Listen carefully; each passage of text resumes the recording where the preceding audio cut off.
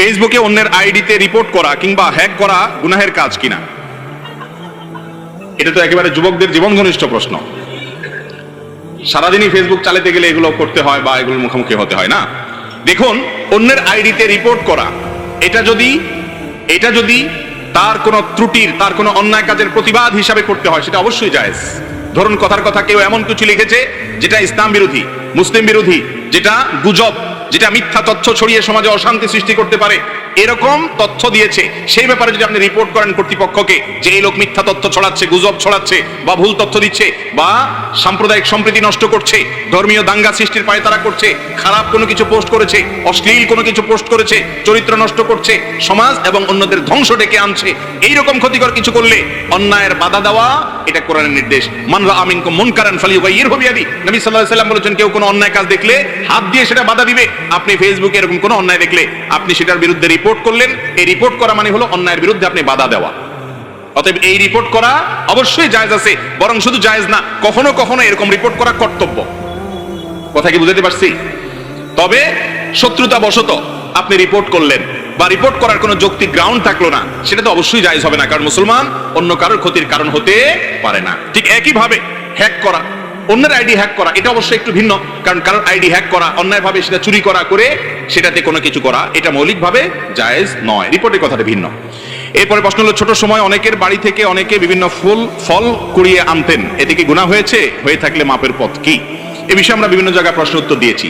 এই আকামটা, এই চুরিটা মোটামুটি সবার জীবনে, বেশিরভাগ মানুষের জীবনে কম বেশ হয়। তো এই অপরাধটা থেকে বাঁচার উপায় হলো, যাদের বাড়ি থেকে, যাদের গাছ থেকে ফল পেড়ে খেয়েছেন, আপনার আশেপাশে চাচা জ্যাঠা বা পরিচিত যদি হয়, তো বড় হওয়ার পর যখন আল্লাহ বিবেক বুদ্ধি দিচ্ছেন তখন মাপ চাবেন, চাচা যান, ছোট থাকতে পিচ্ছি থাকতে চুরি করে আম পারছি, এটা পারছি, নারকেল পারছি, বেঁচে ফেলছি, খেয়ে ফেলছি, মাপ সাফ করে দেন। কেউ এটা আটকে রাখার কথা না। আপনি মাপ চাইলে কি করবে? মাফ করে দিবে ইনশাআল্লাহ, মাপ চেয়ে নিবেন। আর যদি তাদেরকে পাওয়া না যায় বা কতজনের কাছ থেকে খেয়েছি কোনো হিসাব নাই, বেহিসাবে চুরি করেছেন, এরকম যদি হয়, তাহলে একটা ফিগার আনুমানিক 500, 1000, 2000, 3000 এর বেশি হবে না, সবগুলো মিলে দাম, এটা আল্লাহর রাস্তায় দান করে দিবেন ওই ব্যক্তিদের পক্ষ থেকে যাদেরকে খুঁজে বের করা সম্ভব না, কিন্তু দিতে হবে, কারণ দায় মুক্ত আপনাকে হওয়া লাগবে। এরপরে প্রশ্ন হলো, বর্তমানে যুবকদের মাস্টারবেশন থেকে মুক্তির উপায় কি? এটা একটু আগে বলেছি। পর্নোগ্রাফি থেকে বাঁচার যে উপায়গুলো, সেগুলাই হুবহু অবলম্বন করলে হবে ইনশাআল্লাহ। এরপরে প্রশ্ন হলো, বিভিন্ন ধরনের লোভনীয় প্রাইজ দেখিয়ে 10-20 টাকার লটারি কেনা বেচা করা জায়েজ আছে কিনা? না।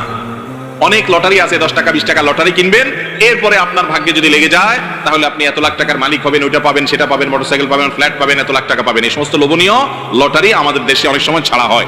এই লটারিগুলো, এগুলো সবগুলো জুয়া, আর জুয়াকে আল্লাহ রাব্বুল আলামিন স্পষ্ট হারাম ঘোষণা করেছেন, এবং শয়তানের নোংরা কর্মকাণ্ডের মধ্যে থেকে একটা হলো এই জুয়ার কাজ। মুসলমানের জন্য এই জুয়ায় অংশগ্রহণ করা, লটারি কেনা জায়েজ নাই, হারাম। এরপরে প্রশ্ন হলো, ছোটবেলা থেকে শুনে আসছি এক ওয়াক্ত নামাজ ছেড়ে দিলে 2 কোটি বা তার চেয়ে বেশি সময় জাহান্নামের আগুনে থাকতে হবে, এটা কতটুকু সহিহ? ভাই, এই মর্মে একটা কথা আপনারা ছোটবেলা থেকে শুনে আসছেন, আমরাও সবাই শুনে আসছি, সেটা হলো, এক ওয়াক্ত নামাজ কাজা করলে, এক ওয়াক্ত নামাজ না পড়লে, তাহলে সেই ক্ষেত্রে 2,88,00,000 বছর জাহান্নামের আগুনে পোড়াইতে হবে, এক ওয়াক্ত নামাজ কাজার কারণে, ছাড়ার কারণে। এই কথা শুনছেন না আপনারা? তো এই বিষয়টি আসলে যেই বর্ণনাতে পাওয়া যায়, সেই বর্ণনাতে 80 হুকবার কথা বলা হয়েছে, 80 হুকবাকে যোগ বিয়োগ করে 2,88,00,000 বছর বের করা হয়েছে।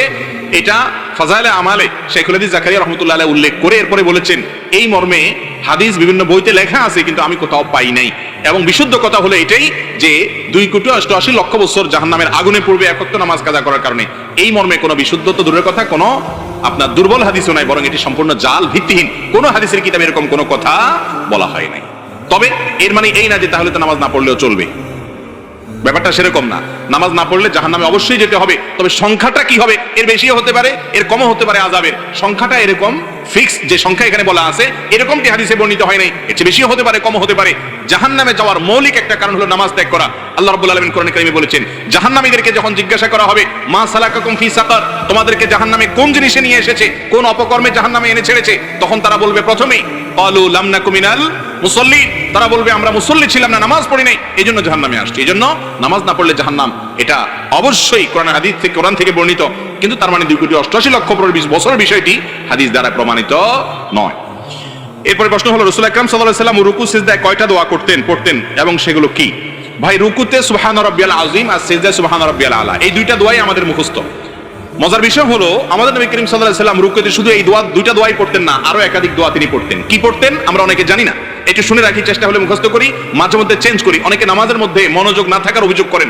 নামাজে মনোযোগ আনার একটা বুদ্ধি হলো রুকু এবং সিজদার তাসবিহগুলা, বৈঠকের যে দোয়াগুলা, দোয়া মাসুরার জায়গাতে এখানে নবী করিম সাল্লাল্লাহু আলাইহি ওয়াসাল্লাম থেকে যে বিভিন্ন দোয়া আছে, মাঝে মধ্যে ভিন্ন কোনো দোয়া আপনি পড়ার চেষ্টা করেন, দেখবেন আপনার মনোযোগ আসবে। ওই অটোমেটিক সুবহান রাব্বিল আযীম সুবহান রাব্বিল আলা পড়তে পড়তে এমন একটা অবস্থা হয়ে গেছে, ওইটা জেনে বুঝে আপনি পড়েন অথবা না বুঝেও পড়েন, গড়ে পড়া হয়ে যায় গড়পড়টা।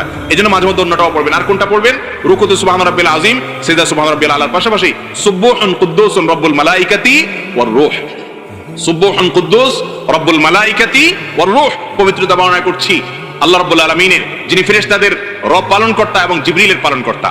তো এইভাবে তাসবিহ পেশ করা, এটাও রুকু সিজদাতে সাবিত আছে। তারপর সুবহানাকাল্লাহুম্মা রাব্বানা ওয়া বিহামদিকা আল্লাহুম্মা ইগফিরলি, সুবহানাকাল্লাহুম্মা রাব্বানা ওয়া বিহামদিকা আল্লাহুম্মা ইগফিরলি, এই দোয়াটাও রুকু সিজদাতে নবী করিম সাল্লাল্লাহু আলাইহি ওয়াসাল্লাম পড়েছেন। যার অর্থ হলো পবিত্রতা বর্ণনা করছি, তোমার হে আল্লাহ, তুমি আমার রব, তোমার প্রশংসা আমি জ্ঞাপন করছি, তুমি আমাকে ক্ষমা করো। দারুণ একটা দোয়া, রুকুতে সিজদাতে পড়া যেতে পারে 2 বার 3 বার 5 বার, যতটুকু তৌফিক করে পড়বেন। সুবহানাকাল্লাহুম্মা রাব্বানা ওয়া বিহামদিকা আল্লাহুম্মা ইগফিরলি, সুবহান রাব্বিল আযীম আলার সাথে এগুলা মিশ্রণ করেও পড়তে পারেন, শুধু আলাদা করে পড়তে পারেন। আরেকটা আছে সুবহানা দিল জাবারুতি ওয়াল মালাকুতি ওয়াল কিবরিয়াই ওয়াল আযমা, সুবহানা দিল জাবারুতি ওয়াল মালাকুতি ওয়াল কিবরিয়াই ওয়াল আযমা, এগুলা সবগুলাই রুকু এবং সিজদায় সুবহান রাব্বিল আযীম সুবহান রাব্বিল আলার পাশাপাশি পড়াটা সুন্নাত। আমরা শুধু একটা শিখছি ছোটবেলায়, ওইটা নিয়েই কবরে যাই। নবী করিম সাল্লাল্লাহু আলাইহি ওয়াসাল্লাম আরো কয়েকটা যা পড়তেন, সেগুলো আমাদের জীবনে শেখা, শোনা, পড়ার তৌফিক হয় না। চেষ্টা করবো তো ইনশাআল্লাহ। আল্লাহ আমাদেরকে আমলের তৌফিক দান করুন।